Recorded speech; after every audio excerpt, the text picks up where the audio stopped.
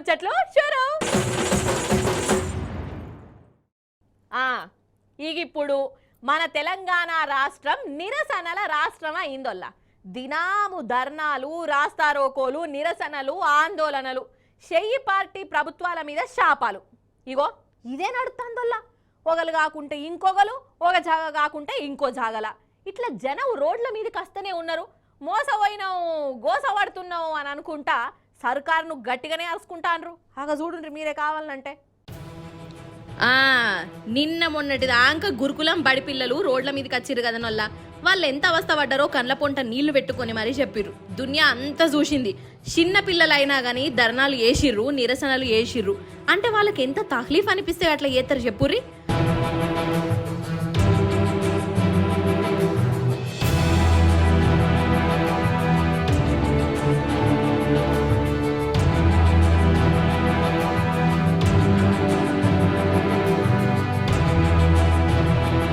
ఆ గురుకులం పిల్లలు రోడ్ల మీదకి వచ్చిర్రు కదా, మరి వాళ్ళకు పాఠాలు చెప్పే సార్లను, టీచర్లను ఎందుకు ఉత్తగుంచాలే? వాళ్ళనెందుకు గోస ఉచ్చుకోవద్దు? వాళ్ళకెందుకు కరెంటు షాక్ కొట్టినట్టు చేయొద్దు అని అనుకున్నారో ఏమోనోళ్ళ సర్కారు వాళ్ళు. ఖతమిగా ఇట్లా గురుకులం పిల్లలు బల్లగు ఓంగనే ఇప్పుడు గురుకులాలలో పనిచేసేటోళ్లను రోడ్ల మీదకి తెచ్చిర్రు. వాళ్ళ నౌకర్లు ఊష్టి చేసిర్రట. ఎంత ఘోరమొల్లా అసలు. ఇగో వీళ్ళు ఏం చెప్తాన్రో ఇనుండ్రి మీరే. మేము ఆల్రెడీ ఇదివరకు డెమో కలెక్టర్ ద్వారా నిర్వహించిన డెమో ద్వారానే గత 2022లో మేము రావడం జరిగింది. కానీ ఇప్పుడు మాకు ఏం తెలియకుండా, అంటే ఏం చెప్పకుండానే మమ్మల్ని తీసుకోవడం, అంటే విధుల్లో నుంచి తీసేయడం జరిగింది. మా ప్లేస్లో రెగ్యులర్ వాళ్ళు వస్తే మేము వెళ్ళిపోవాలి, కానీ మా ప్లేస్లో ఏ రెగ్యులర్ వాళ్ళు రాలేదు. కానీ మమ్మల్ని విధుల్లో నుంచి తీసేశారు. ఇట్లాంటి మేము పిల్లల కోసం పగలు రాత్రి అనే తేడా లేకుండా మేము పనిచేసినాం. మమ్మల్ని ఎట్లాంటి మాకు ఇన్ఫర్మేషన్ అసలు సమాచారం ఏం లేకుండానే రాత్రికి రాత్రి సర్క్యులర్ రావడం జరిగింది. ఇప్పుడు అకాడమిక్ మధ్యలో అసలు జూన్ అయిపోయింది, జూలై అయిపోయింది, ఆగస్ట్ అయిపోయింది. ఈ ఇప్పుడు ఎక్కడికి మేము వెళ్ళలేము. అదే అకాడమిక్ ఇయర్ స్టార్టింగ్లో అయితే మేము వేరే ప్రైవేట్ స్కూల్కో ఎక్కడికో వెళ్ళేవాళ్ళం. ఇప్పుడు సెప్టెంబర్ అంటే ఒక 3 నెలల విద్యా వ్యవస్థ అయిపోయింది. మేము ఇప్పుడు ఎక్కడికి వెళ్ళలేము. అంటే ఇక్కడ మేము ఇప్పుడు పనిచేసే పరిస్థితి లేదు. మమ్మల్ని ఎవరిని అడగకుండా ఏం సమాచారం కూడా లేదు, డైరెక్ట్గా తీసేయడం జరిగింది. కరోనా సమయంలో కూడా మేము మా సేవలు అందించాం. పిల్లలందరినీ సమీకరించి వాళ్ళ ఇండ్లకు వెళ్ళి కూడా వాళ్ళకు పాఠాలు చెప్పి, అప్పుడు ఆ సమయంలో కూడా మా ఆరోగ్యాలను కూడా లెక్క చేయకుండా మేము వాళ్ళకు సేవలు అందించాం. అయితే అన్ని చోట్ల మమ్మల్ని డెమోల ద్వారా, ఇంటర్వ్యూల ద్వారా, రాత పరీక్షల ద్వారా తీసుకున్నారు. అయినప్పటికీ మాకు ఎటువంటి సమాచారం లేకుండా విధుల నుంచి బహిష్కరించడం, మమ్మలను ఇబ్బంది చేయడము ఇది సరైనది కాదు. ఇక్కడ ఎక్స్పీరియన్స్ గమనించట్లేదు, మరియు వాళ్ళ యొక్క పనితనాన్ని కూడా గమనించకుండా వాళ్ళను విధుల నుంచి తొలగించడం ఇది అన్యాయం. ఏంటంటే అసలు గురుకులాలలో పనిచేస్తున్నోళ్లకు 2-3 నెలల సంధి జీతాలే ఇస్తలేదట సర్కారు. అయినా ఓపిక పట్టిర్రు. ఇప్పుడు ఒక్కటే రోజుల కాంట్రాక్ట్ నౌకర్లు వేసేటోళ్ళ కొలివే తీసి పడేసిర్రు. అరే ఎంత ఘోరమొల్లా అసలు ఇది. అసలు నాకు తెలియకడుగుతా, ఈ కాంగ్రెస్ ప్రభుత్వం అంటే గురుకులాల మీద పడ్డదేందోల్లా. అసలు ఆ గురుకులాల మీద ఎందుకు అంతగానం పగ పెంచుకున్నది కావచ్చు. కేసీఆర్ సారు గురుకులాలు పెట్టిస్తే వాటి మీద కోపం పెట్టుకొని సత్యనాశి యేషుడేనా? అరే అసలు ఏంది ఇది అని గరమైతాన్రు.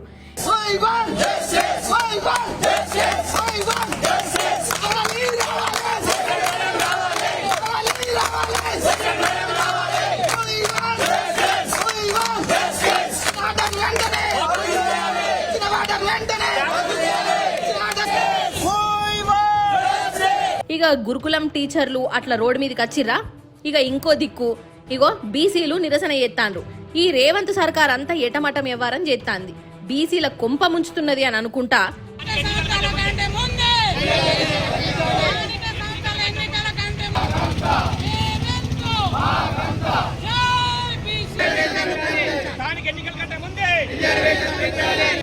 ఇక పంటలు నాశనమై లుక్సాన్ అవుతున్నాము అని అనుకుంటా రైతులు రోడ్ల మీదకి వచ్చిర్రు. మాకు కరెంటు లేదు, కరెంటు స్తంభాలు పెట్టేయురి అని ఆదిలాబాద్ జిల్లాల ఆదివాసీ బిడ్డలు ఇగో ఇట్లా నిరసన చేసిర్రు.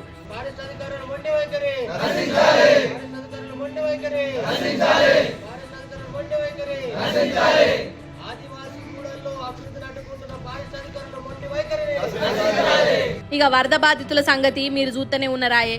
ఇట్లా ఒగలు కాకుంటే ఒగలు దినాము రాష్ట్రంలో ప్రతి ఒక్కరు ప్రభుత్వానికి శాపాలు పెడతానే ఉన్నారల్లా. మార్పు మార్పు అంటే ఏమో అనుకున్నాం గాని ఇండ్లలో ఉన్నోళ్లను రోడ్ల మీదకి పట్టుకొచ్చడే మార్పు అని గరాన్ కస్తూరులో పబ్లిక్. ఈ వరదలతోని జనం ఎట్లా అవస్థ పడుతున్నారో చూస్తూనే ఉన్నాం కదనోళ్ళ. అగో ఇప్పటికి కూడా జనాలకు భయం పోలేదోళ్ళ, ఇంకా వణుకుతూనే ఉన్నారు. తినడానికి తిండి కూడా చక్కగా దొరుకుతలేదు, ఉండడానికి ఇండ్లు కూడా చక్కగా లేవు, సామానంతా నీళ్ళల్లో కొట్టుకుపోయింది. హిమ్మతి చాసరగా ఉండవలసిన లీడర్లు పతకలేరు. హరిగోస అంటే హరిగోస నేనోళ్ళ. అగో చూడుండ్రి మీరే కావాలంటే. అయ్యయ్యో, ఈ కష్టం పగోళ్ళకు కూడా రానే రావద్దు. అగో జనం పరిస్థితి చూడుర్రి.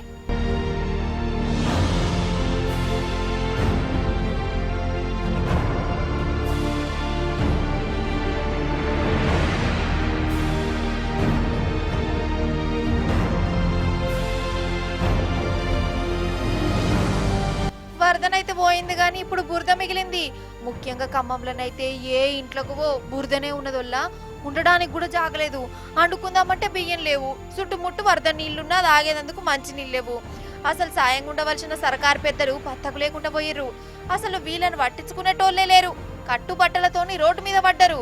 ఇక చిన్నపిల్లల పరిస్థితి అయితే ఘోరం అంటే ఘోరం. ఓదిక్కు వాన, చలి, గాలి దుమారం, ఉండడానికి ఇల్లు లేదు, తాగేందుకు కమస్తం పాలు కూడా దొరకలేదు. రేవంత్ సార్ అట్లట్లా కారు మీద చూసుకుంటా నమస్తేలు టాటాలు చెప్పుకుంటా పోయిండు గాని ఏం ఫాయిదా చెప్పు. వీళ్ళకు ధైర్యం ఇయ్యలే, ఇలా బాధ తీర్చలే, వీళ్ళ భయం పోలే.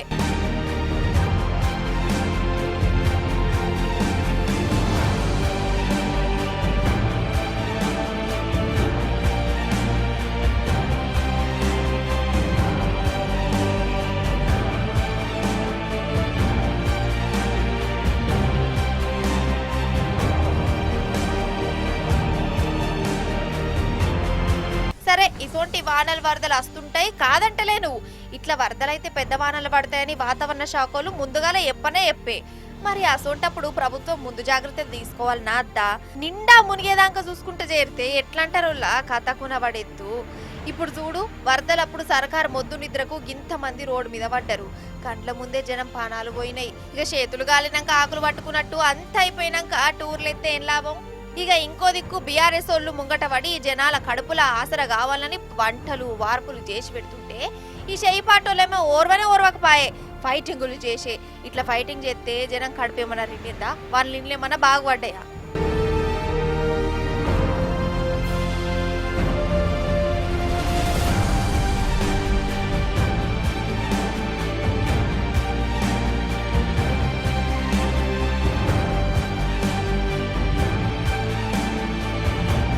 వరదతో నో దిక్కు గీ తీర్ల కోసుంటే ఇంకో దిక్కు రైతులది కూడా హరిగోసనోళ్ళ పంటలు సత్తనాశ అయిపోయినాయి. అసలు రైతుల రాత ఏందో గాని ఈ 8-9 నెలల సంధి వాళ్ళ బతుకులే తిర్రమర్రైపోయినాయి. పెట్టుబడి పైసలు రాలే, ఎరువుల రుణాలు మాఫీ కోసం ఆఫీసుల చుట్టూ తిరిగి నెరవడ్డారు. ఇక ఇప్పుడు వరదలతోని పంటలు కూడా గిట్లా పోయినాయి. మరి పంట నష్టం ఎంతున్నది, ఏ పాటు ఉన్నది, ఇవి వరుసుకునేది అందుకన్నా రైతుల కాడికి ఎవ్వరు వచ్చింది లేదు. ఇక గిట్లున్నదోళ్ళ ఇప్పుడు పరిస్థితి.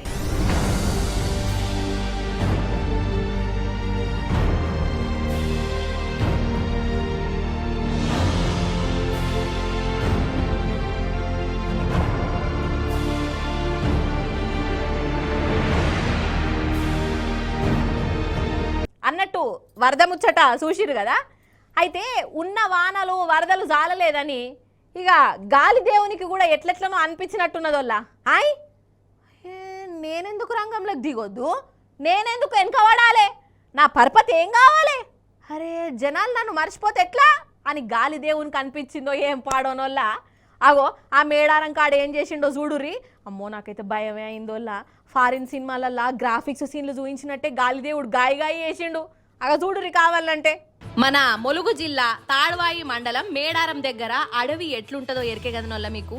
చూసే ఉంటారు జాతరలకు పోయినప్పుడు బొచ్చడు చెట్లు, కానీ ఇప్పుడు ఎట్లున్నదో ఎరికేనా? ఆగ చూడుర్రిగా.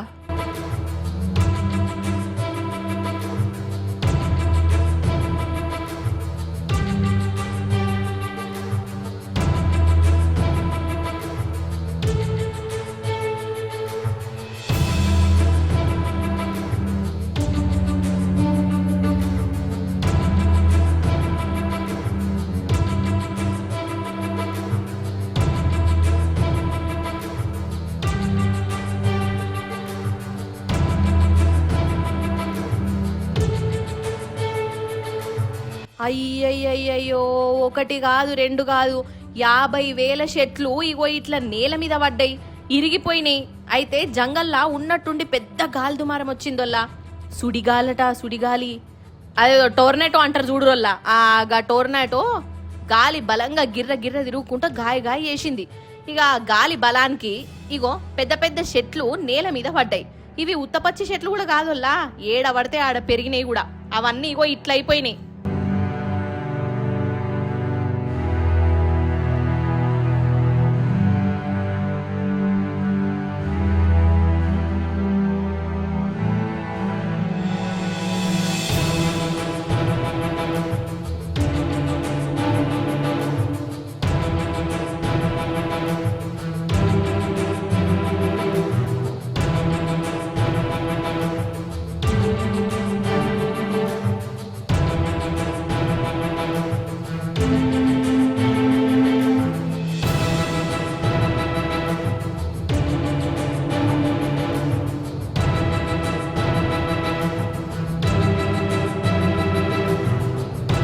కాదోల్లా, ఇంత పెద్ద చెట్లే ఇట్లా అయిపోయినాయి అంటే అగర్సే ఇదే గాల్దుమారం ఊర్లలోనో జనాల నడమనో వస్తే ఎట్లుండు కావచ్చు. జనాల పరిస్థితి ఏ తీరులో ఉండునో. ఏదో ఇంగ్లీష్ సినిమాలో చూయించినట్టు జనాలు గాలినే తిరిగేటోళ్ళు కావచ్చు, భూచక్రం తిరిగినట్టు. అమ్మో, తలుచుకుంటుంటేనే నాకు గజ్జు అంటున్నది. నా ఏమనుకోవాలి కదా.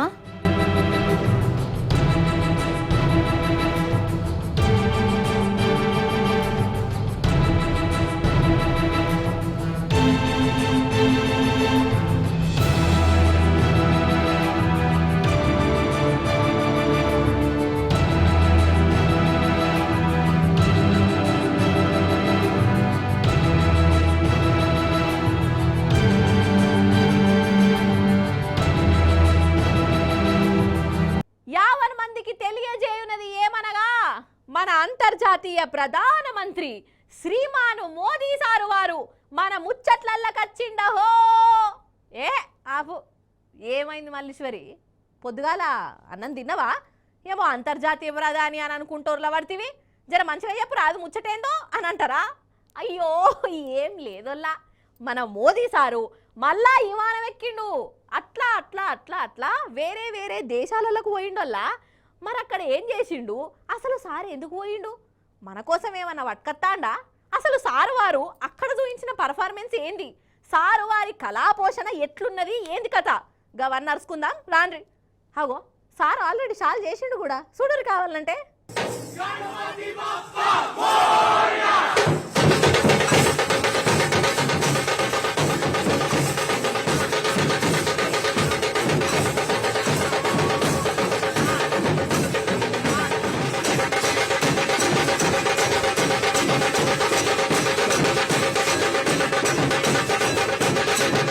చూస్తున్నారా మన మోడీ సారు డోలు ఎట్లా వాయిస్తున్నాడో? ఈడ ఆడ అని కాదు, డైరెక్ట్ సింగపూర్లనొల్లా సారు వారు డోలు కళాపోషణ ఇగో ఇట్లా బయటికి తీసిండు. అగో గా అక్క నాట్యం చేస్తున్నది, సారేమో డప్పు కొడుతూనే ఉన్నాడు కదా. అయితే మన ప్రధాని మోదీ సారు కాళ్లకు గీరెలు కట్టుకొని దేశాలను చుట్టే పని పెట్టుకున్నాడోల్లా. అయ్యో మొన్ననే ఏదో దేశానికి వాయే, మళ్ళీ ఇప్పుడేంది అని అనేరు. మోదీ సార్ అంటే గంతే, 10 ఏండ్ల సంధి సారు వారు ఫారెన్ దేశాలల్లా పుణ్యపాదం మోపుతూనే ఉన్నాడు కదా. ఇక ఇప్పుడేమో బ్రూనై, సింగపూర్లల్లా సారు అడుగు పెట్టిండు. ఫస్ట్ బ్రూనై దేశానికి పోయి అక్కడి రాజువారిని పలకరించి మంచి చెడ్డ అరుచుకొని మాట ముచ్చట పెట్టి మళ్ళా అట్నుంచటు సింగపూర్ దిక్కచ్చి అక్కడి పెద్ద పెబ్బతోని ఇగో ఇట్లా చెట్ల పొంట పార్కుల పొంట తిరిగి మాట ముచ్చట పెట్టిండు. ఇక ఆన్నే ఓటల్ల మనోళ్ళు కనబడితే ఇగో ఇట్లా డోలు వాయించి సంబరపడ్డాడోల్లా. కానీ ఏ మాటకు ఆ మాటేనోల్లా ఏమో అనుకుంటాం గాని మోదీ సారు లోపల శానా కళలున్నాయోల్లా. సారు లోపల పెద్ద కళాకారుడే ఉన్నాడు. ఇక డోలు కొట్టుట్లనైతే సారును కొట్టేటోళ్లే లేరనిపిస్తది. ఎందుకంటే సార్కి ఇట్లా డప్పులు డోలు కనబడితే ఆగనే ఆగడోల్లా. ఇది వరకు కూడా శానా మాటలు సారు గిట్లనే పర్ఫార్మెన్స్ చూయించి సంబరపడ్డాడు.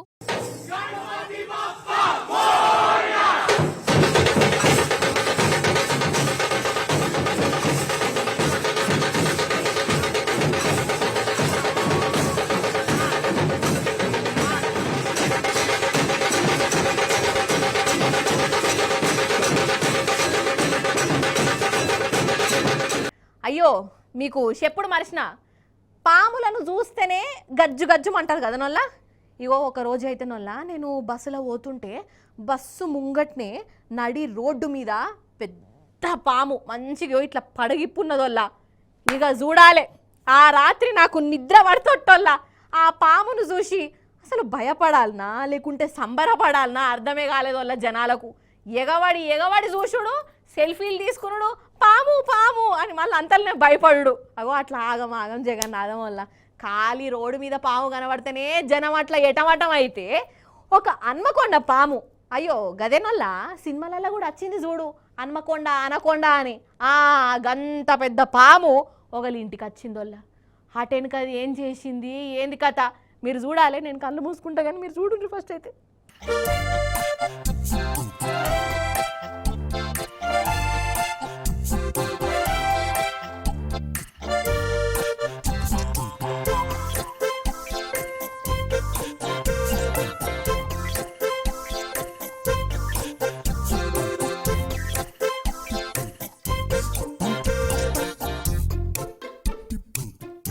రే ఎవర్రా మీరంతా? ఇక గిట్లనే అనుకుంటారు కదా మనసులా. నీకన్నా అట్లా అనిపించింది కానీ నాకైతే గుండెపోటు వచ్చినట్టే అయింది. వామ్మో ఎంత పొడుగున్నదో చూడు పాము. ఏం పామే అది? హన్మకొండ పాము లెక్కనే కొడుతుంది కదా హన్మకొండ పాము.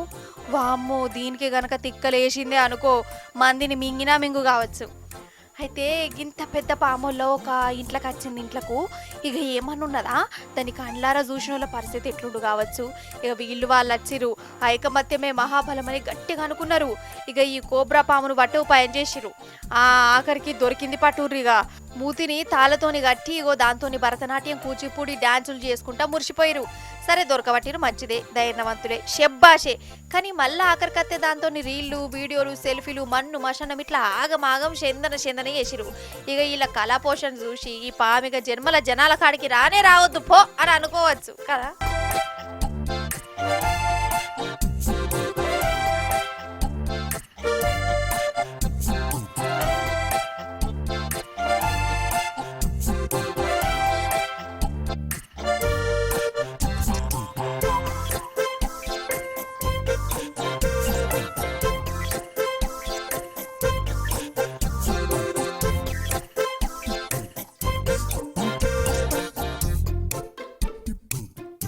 ఇవన్నట్టు ఇయాల్టి ముచ్చట్లు. మళ్ళీ రేపు వస్తుంది కదా మీ మల్లీశ్వరి. అప్పుడు వచ్చేటప్పుడు ఇంకిన్ని ముచ్చట్లతో కలుస్తుంది. అప్పటిదాకా మీరైతే చూస్తూనే ఉండు టీ న్యూస్. నేనుంటా మరి. నమస్తే.